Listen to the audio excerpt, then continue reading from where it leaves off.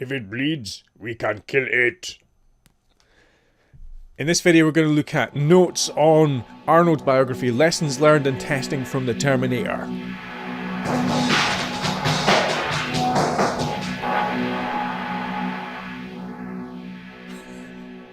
So I have pretty sophisticated reading tastes, right? I've just finished reading Arnold's autobiography.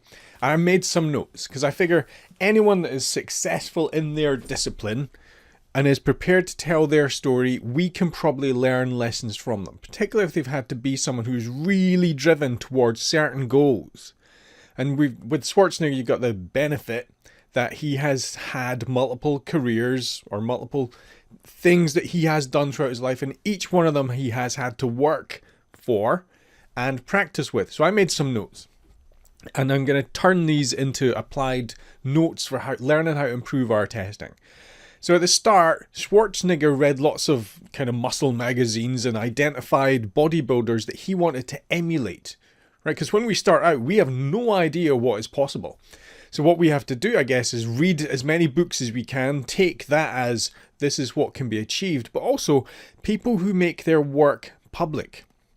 People who write blogs, people who talk at conferences, people you see on YouTube, anyone that makes their work public, they are targets for emulation.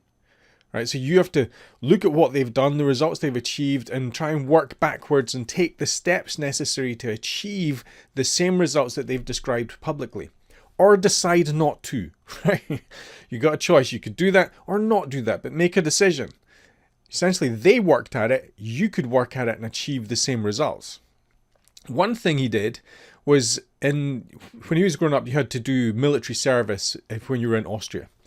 So he went into, or tried to get into, the tank division, because then he could learn expensive driving skills, because you had to learn how to drive a motorbike and a car and a truck and a bunch of other things before they let you in a tank. And the lesson here is we have to use our work environment, whatever work environment we've got, as a way of learning. Use it for the skills and experience and not just the money. Right? If you only do this work for the money, you're not going to advance. You might get lucky. If you can advance and get money, really lucky. But focus on the advancement part, so that even when your job sucks to high heaven, you're pulling as much value out of that as humanly possible to advance. Arnold worked in a gym for a long time when he was building up to the muscle stuff. That didn't leave a lot of time for the intense training. Like, he would do 4 or 5 hours of intense training all the time. But you can't do that if you're working in a job. So what he did is he trained differently. He did interval training in the morning and then in the evening. And sometimes he would do some training at lunchtime. He didn't stop training. He put it into the environment he had, because sometimes you have to go beyond your work in order to learn and train. If you really want to push this. Talks a lot about training partners. I don't have a training partner. I read lots of blogs. I find people to emulate. I try and reverse engineer what they do. But I make lists. I make lists of things I have to learn, things I don't understand, technology I don't understand. I focus on the technology and processes that we're using in the workplace that we're currently in. I really hit those hard and target those hard, so I've got them down. But long term, I have a list that I work through because I don't have a training partner. So I have to have strategies that supplement that learning and push me going forward. I don't know if it's effective or not, but that's what I do. I have a list of things to study.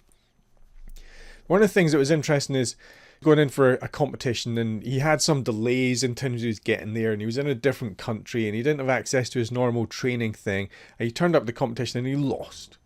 And the lesson he took from that was that he was never going to lose because he didn't prepare hard enough, right? Even if you're not working, you can be studying and preparing. Even if you're traveling in hotels, you can still be reading blogs, you can be using your phone, you can always be preparing. He was never going to be not at the top of his game. Under preparation was not going to happen. So we have to do that as well. We have to be ready for, in general terms, testing. We have to be ready for the environment we're in, so focusing on the technologies that they're using, the techniques, the processes, the tools, whatever is going on there, we need to be ready for it. And we need to be ready in general terms as experts and keep ourselves up to date.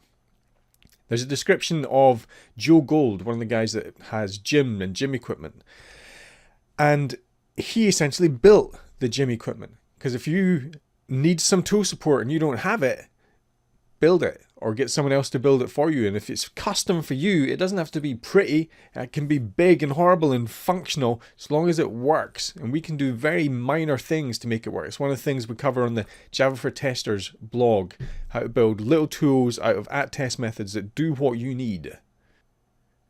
So because it was competition that Schwarzenegger was doing, he targeted the bodybuilders at the top of the game. And so that he could measure his progress against them and he could see exactly what he needed to improve in order to get to their position and beat them. We don't necessarily have to compete with other testers in order to beat them, but we can see examples of what people are doing. And one thing that he did was he, with his training partner, they would experiment with different ways of training. And each time they did an experiment, they would analyze it to see which part of their body hurt most, what results did they get, and they would keep lots and lots of notes. And that eventually turned into a book, his Encyclopedia of Bodybuilding. But essentially it was a reflective process of doing experiments, taking notes. And one of the things he learned from that was that everyone needs a different training process because their body responds differently. Same in testing. We have different backgrounds. We have studied different subjects before we get into testing. We like to read different types of books. Not all of you are going to read Schwarzenegger's biography. Not all of you are going to go and read the eerie adventures of the lycanthrope Robinson Crusoe. These are going to be different things. You've got different avenues, different areas of expertise. But we can, and that's what makes us unique. So we can pull that information into our test process to make it individual for us. If you only take the path that other people are taking, chances are you won't even get the results that they did on that path because they did other things they didn't tell you about. And it's important to build your own path to become a better tester. And that's what ultimately Schwarzenegger did, and that's how he managed to get to the top. And one of the things he stresses right at the end is repetition. Reps, reps, reps. Throughout the book, he's saying, we changed the reps that we did for the muscle building. When he was learning speeches, it was repetition, repetition, repetition. When he was learning scripts, repetition, repetition, repetition. Question is, are we doing enough repetition with your practicing? Are you using the tools? When you come back to a tool and you haven't used it, do you forget? If you've forgotten how to use it, you haven't done enough reps to get there to build the muscle memory of how to use that tool. If you're looking at messages going back and forth between the system and you forget what it is, you haven't put the reps in to learn it. These are hints as to where we need to focus because they are weaknesses. Now we've got Google, we can look things up, and your Google foo can be improved to get better. But fundamentally, we want to do as many reps as possible to get as good as possible.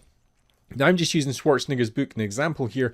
Hopefully, you have people that you've read that have put their lessons learned on the line, and you can apply some of those or take them and mutate them into something that helps you move forward. Because ultimately, find your own path forward for improving your testing. Go work.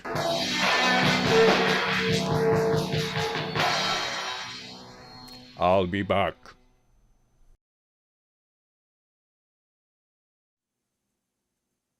Learn how to test better. So that was a pretty bad Arnie impersonation. But I was reading Arnold Schwarzenegger's autobiography. And in there, what came across was the practicing that he put in, that he still puts in now, but the massive amount of very focused and very targeted practicing that he did in order to train for the weight lifting and the muscle presentation type work that he was doing. So one of the questions is, are you practicing enough, and are you being focused in your practicing? Are you focused on particular technologies? Are you focused on particular skills? The other thing in here was repetition. How many reps of that practicing are you doing? Are you coming in? Are you really testing it? Are you really using those tools? Are you really drilling those skills in? If not, then lessons in testing learn from the Terminator. Come with me if you want to live. Oh, it's me, not Schwarzenegger. In his autobiography, Arnold Schwarzenegger talks a lot about a training partner and how much he relies on having someone else to train him, to push what he's doing, to work with him so they can collaborate every now. I don't have a training partner. Oh. And what I do though is I use blogs So I'll read what everyone has written publicly, then I will decide whether I want to do that or emulate that person. Right, so I use everyone on the planet as a training partner to see what they're doing. Also, I make lots of notes. I have lists of objectives. I have lists of things I want to learn. So I have strategies to compensate for that. A training partner might be really useful. I don't have one, so I compensate for that with strategies to help me reflect and push me forwards. What do you do? I'll be back.